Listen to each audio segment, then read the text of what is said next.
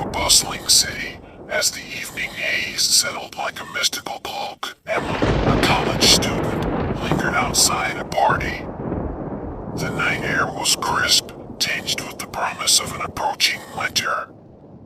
Her breath formed little clouds of mist as she pulled out her phone, requesting an Uber to take her home. The car arrived swiftly, a nondescript sedan that blended into the sea of city vehicles. The driver, a man with deep-set eyes and a nondescript appearance, nodded a greeting as Emma settled into the back seat. As they pulled away, she noticed the lack of the usual Uber sticker on the windshield, but her tired mind shrugged it off. The city lights blurred as they drove, the familiar streets morphing into a labyrinth of unknown turns and darkened alleys. Emma's unease grew. They were veering off her usual route. She leaned forward, her voice tinged with apprehension. "Excuse me, are you taking a different route?" The driver's eyes met hers in the rearview mirror, a chilling smile playing on his lips. "A shortcut," he murmured, his voice a low, unsettling monotone. Emma's heart began to race. She reached for her phone, only to find no signal. Panic set in as she realized they were heading into a desolate part of the city, far from the safety of her apartment. The buildings here were abandoned, windows like hollow eyes in the dim street light. She tried the door, but it was locked. The driver's smile widened as he saw her struggle. "You're not going anywhere," he said, his tone menacing. In a desperate bid for escape, Emma searched the car, her fingers closing around a forgotten screwdriver wedged between the seats. With a swift movement, she lunged forward, aiming for the driver. He grunted, swerving the car as it crashed into an old, dilapidated building. Dazed and bruised, Emma crawled from the wreckage, her heart pounding in her ears. The driver lay motionless, the screwdriver protruding from his shoulder. She didn't wait to check if he was alive, her only thought to escape. Running through the desolate streets, Emma's mind raced with terror. The city she knew so well had turned into a nightmarish maze. She could hear footsteps echoing behind her, or was it just her imagination? Finally, after what seemed like an eternity, she saw the comforting lights of her apartment building. She stumbled inside, collapsing in the lobby, her breath-ragged sobs of relief. The police arrived shortly after, but when they went to retrieve the car, it was gone, as if it had never existed. The driver, the car, the terrifying ride, all vanished without a trace. Emma recovered, but the horror of that night lingered. She never knew what truly happened, who the driver was, or why he had chosen her. The city, once a place of vibrant life, now held an undercurrent of fear for her, a reminder of the night she took her last Uber ride. Now the second story. On a stormy night in a quiet suburban neighborhood, Sarah, a mother of two, waved goodbye to her friends after a rare night out. The rain was falling in sheets, distorting the glow of the streetlights. She quickly booked an Uber, eager to get back to her children who were with a babysitter. A black sedan pulled up, its headlights cutting through the downpour. Sarah hurried inside, greeted by a driver whose face was obscured by the shadow of his cap. He nodded silently as she buckled up, the car pulling away with a smooth start. As they drove, Sarah noticed the driver taking an unfamiliar route. The streets grew narrower and darker, the houses more sparse and dilapidated. She She tried to shrug off the unease crawling up her spine. "Is this a new route?" she asked, attempting to sound casual. The driver didn't respond, his silence stretching into an uncomfortable void. Sarah's heart began to race. She reached for her phone, but her battery was dead. A cold realization washed over her. She was completely cut off. The car slowed, stopping in front of an old, abandoned house. Its windows were boarded, and the garden was overgrown with wild, tangled weeds. Fear gripped Sarah. "Why are we stopping?" "This isn't my house," she said, her voice quivering. Without a word, the driver turned off the engine and turned to face her. His eyes were dark, devoid of any emotion, and his face, it was familiar.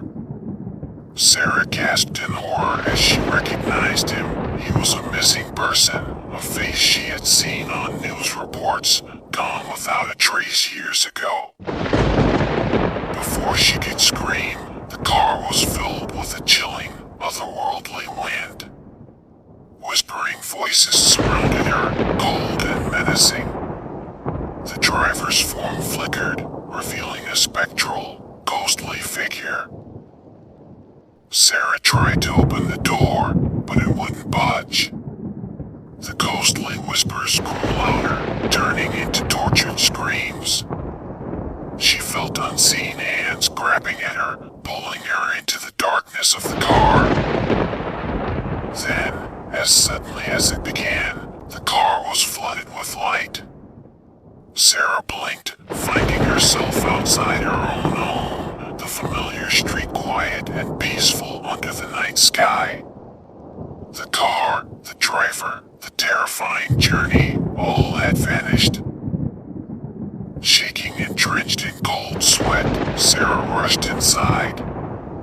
The babysitter was asleep on the couch, and her children were safe in their beds, oblivious to the nightmare their mother had just endured. Sarah never found out what happened that night or who the driver was. She stopped using ride-sharing services, the fear of that night haunting her. Sometimes, on stormy nights, she would hear faint whispers outside her window, a chilling reminder of her ride with the unseen passenger. Now the third story.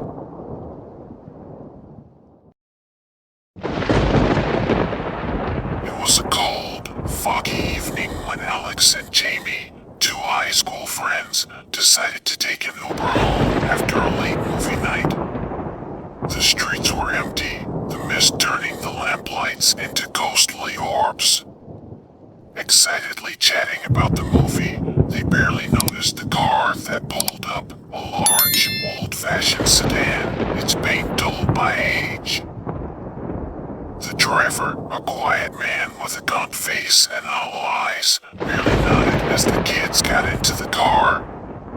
The interior was surprisingly cold, and a strange, musty smell lingered in the air. Alex and Jamie, engrossed in their conversation, paid little attention to these oddities. As the car glided through the foggy streets, Alex noticed they were not on the usual route to their neighborhood. The surroundings grew increasingly unfamiliar, the houses looking old and abandoned. A sense of unease began to settle over them. I think you're going the wrong way," Jamie said, trying to keep his voice steady. The driver didn't respond, his eyes fixed on the road ahead. The car seemed to move faster, the outside world a blur of shadows and mist. Alex tried his phone, but there was no signal. Panic set in as they realized they were trapped in this strange, silent ride. Suddenly, the car stopped in front of an old, decrepit mansion, its windows dark and lifeless. "Why are we stopping?" "This isn't our house," Alex said, fear etching his voice. The driver turned around slowly, his face now a hollow, ghostly visage. "This is your stop," he whispered, his voice echoing unnaturally. Alex and Jamie tried to open the doors, but they were locked. The air grew colder, and a faint, eerie melody started to play, as if from a distant past. Shadowy figures appeared outside the windows, their faces twisted in silent screams. In a desperate attempt, Alex broke the window with his backpack. They clambered out, running as fast as they could away from the car, not daring to look back. The mist enveloped them, the chilling melody following. When they finally stopped, panting and disoriented, they found themselves in front of their homes, the familiar street quiet and safe.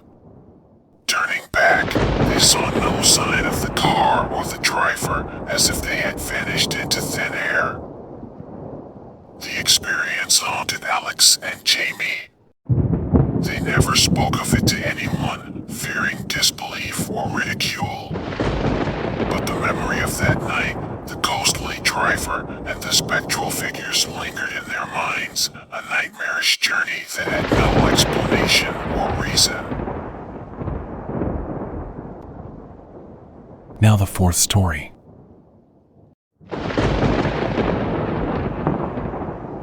In a quiet town, on a moonless night, siblings Lily and Noah decided to take an Uber home from a friend's birthday party. The streets were deserted, shrouded in an unsettling darkness as they waited. A chill ran down their spines when an old, rusted car pulled up. It wasn't the modern vehicle they were expecting, but considering the late hour, they hesitantly got in. The driver was a shadowy figure, his face barely visible under the dim light of the dashboard. He didn't speak, but started driving immediately. Lily noticed that his eyes, visible in the rearview mirror, were unnaturally bright, like glowing coals. As they drove, the scenery outside began to warp and twist. Familiar streets melted into long, winding roads flanked by gnarled trees. The air turned thick with fog, and an eerie glow emanated from nowhere. Lily and Noah exchanged worried glances, their hearts pounding. "No, this isn't right. Please, stop the car," Noah demanded, his voice laced with fear. The driver remained silent, his speed increasing. The car seemed to be moving impossibly fast, the world outside now a blur of shadows and mist.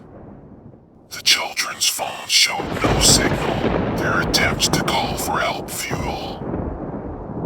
Suddenly, the car stopped in the middle of a dense forest.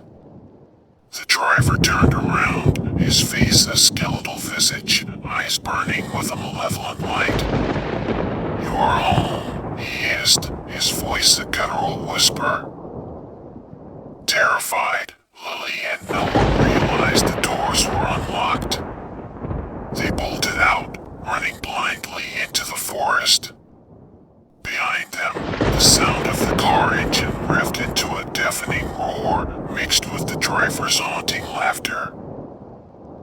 They ran until their lungs burned, the forest seemingly endless, the car's engine and the driver's laughter always just behind them. Just when they thought they couldn't run anymore, they stumbled upon a clearing. The car was gone, the laughter silenced. Exhausted and terrified, they found themselves back in their neighborhood, the familiar houses a comforting sight. But the horror of that night lingered. Every shadow seemed to hide a lurking terror, every car's engine a reminder of their nightmarish ride. The children never spoke of it, the fear of being disbelieved too great. But the terror of that Uber ride, The ghostly driver and the never-ending forest haunted their dreams, a chilling reminder of the night they encountered the inexplicable horror of the never-ending ride.